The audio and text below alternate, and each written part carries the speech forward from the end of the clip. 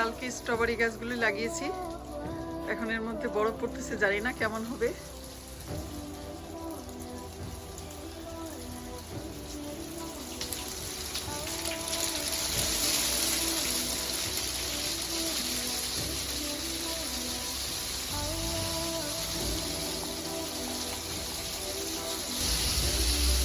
বৃষ্টি বেশি নাই, শুধু জমজম করে বরফ পড়তেছে।